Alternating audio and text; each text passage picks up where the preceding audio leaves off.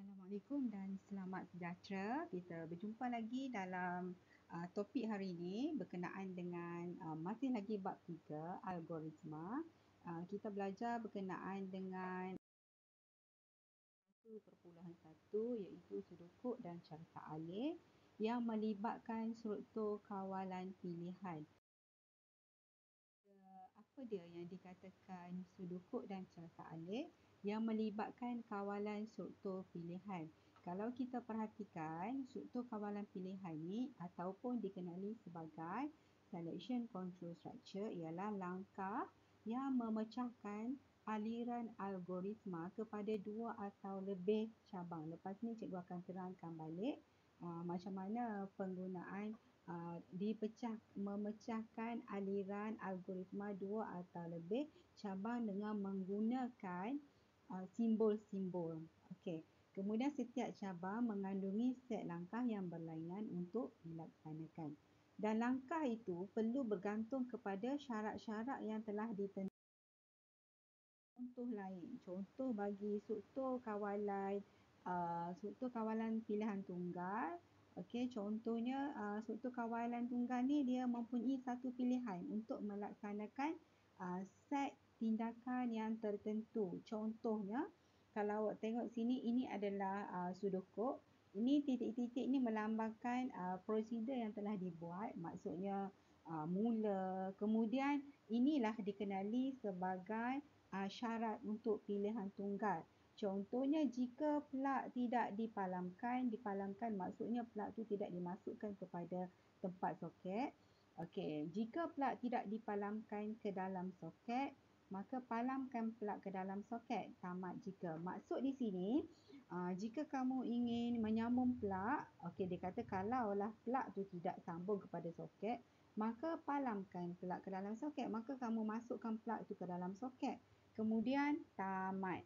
Okey, sekiranya plug itu tidak dimasukkan, maka tamatlah operasi dia. Ini melibatkan struktur kawalan pilihan tunggal, di mana struktur kawalan pilihan tunggal ia hanya mempunyai satu pilihan sahaja.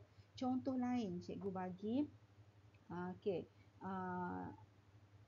lepas ni cikgu bagi contoh, dan ini tidak bermakna jika syarat yang diuji didapati benar, maka set tindakan akan dilaksanakan. Dia hanya melakukan satu syarat. Kita tengok contoh untuk struktur kawalan pilihan tunggal yang tadi menggunakan sudukut, sekarang menggunakan carta alih. Inilah penggunaan yang menggunakan carta alih. Dia menggunakan pilihannya tanda macam ni. Ini menunjukkan syarat ya. Menunjukkan syarat. Ini kalau sekiranya plug dipalamkan ke dalam soket, maka apabila operasi itu telah diteruskan, ia. Okey, kemudian tamat. Ini tamat. Kemudian jika tidak, palamkan plug ke dalam soket. Maksudnya kalau tak masukkan plug, maka kena masukkan plug lah. Check. Kalau tak masuk, kena masukkan. Kemudian operasi itu terus tamat. Okey, selain daripada tu, cikgu bagi contoh. Contohnya seperti syarat dia untuk kamu sembahyang. Okey, kalau kamu sembahyang, syarat di sini, adakah anda mengambil air sembahyang? Okey, contohnya sini air sembahyang. Air sembahyang. Okey, maksudnya kalau ya, maka kamu teruskan sembahyang. Kalaulah tidak, maka kalau tidak, mestilah kamu kena ambil air sembahyang. Kemudian barulah tamat. Okey, sini ambil air sembahyang.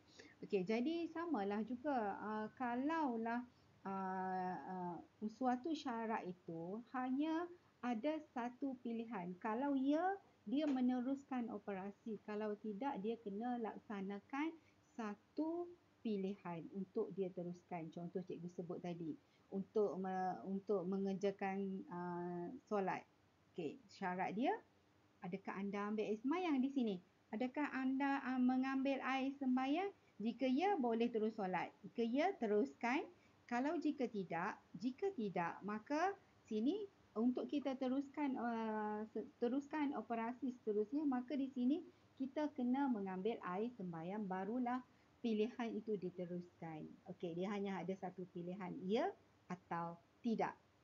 Okey, kemudian tindakan ini dilaksanakan jika syarat plug yang berkait dengan plug tadi, tindakan perlu dilaksanakan juga untuk meneruskan penyelesaian. Kemudian tadi struktur kawalan tunggal, satu. Tunggal ni satu. Okey, yang kedua struktur kawalan pilihan. Okey, dui pilihan. Dui ni maksudnya lebih daripada satu. Dua lah. Okey, double selection. Okey, bila double selection, dui pilihan bermaksud memilih di antara dua tindakan atau dua set tindakan yang perlu pelajar laksanakan, dan tindakan atau set tindakan yang dilaksanakan dia bergantung kepada syarat dia. Syarat dia dipenuhi atau tidak. Okey.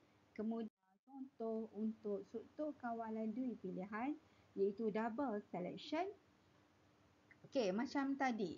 Okey, macam tadi jika syarat tu, jika memenuhi syarat, kalau kita tengok ini adalah pseudocode dan ini adalah syarta alih. Okey, ni syarta alih, ni pseudocode. Okey, kalau rajah pseudocode ni menunjukkan struktur kawalan dui pilihan. Kalau kita tengok sini pseudocode, jika memenuhi syarat laksanakan set A, dia ada satu tindakan. Jika tidak, laksanakan set B, dia ada satu tindakan, ada dua tindakan. Okey, ada dua tindakan. Okey, kalau tunggal, satu tindakan. Maksudnya, kalau di sini, okey, kalau memenuhi syarat, dia teruskan dengan set A. Kalau tidak memenuhi syarat, dia teruskan dengan set B. Dia bergantung kepada syarat tersebut. Contohnya di sini, syarat yang cikgu bagi di sini. Contohnya kerja sekolah. Okey, bila adakah anda kerja sekolah, syarat dia hantar kerja sekolah. Cikgu suruh hantar kerja sekolah. Jika siap kerja sekolah, maka set A awak akan laksanakan hantar kepada Cikgu Halimah. Okey, jika tidak, apa yang perlu pelajar laksanakan ialah siapkan kerja sekolah. Jadi ada dua tindakan di sini yang perlu awak buat. Satu, kalau siap kerja sekolah, ya siap kerja sekolah cikgu. Jadi awak pun hantar, laksanakan tindakan untuk siapkan kerja sekolah. Hantar kerja sekolah kepada cikgu. Jika kalau cikgu tanya, adakah anda siap kerja sekolah? Jika tidak, maka awak kena laksanakan set tindakan B, iaitu awak kena siapkan kerja sekolah sebelum awak hantar kepada cikgu. Boleh? Jelas dia ada dua tindakan yang perlu. Okey, untuk contoh lain, struktur kawalan dui pilihan itu double selection. Contohnya macam ni, awak mula, kemudian awak masukkan markah. Okey, bila masukkan markah, sekiranya markah tu lebih besar atau sama dengan 40, ini maksud dia lebih besar atau sama dengan 40, ni maksudnya termasuk 40.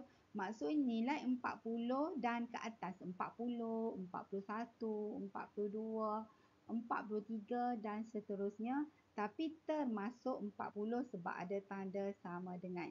Maka kalau ikutkan markah peperiksaan, jika markah lebih daripada 40 atau sama dengan 40, maka dia akan cetak lulus.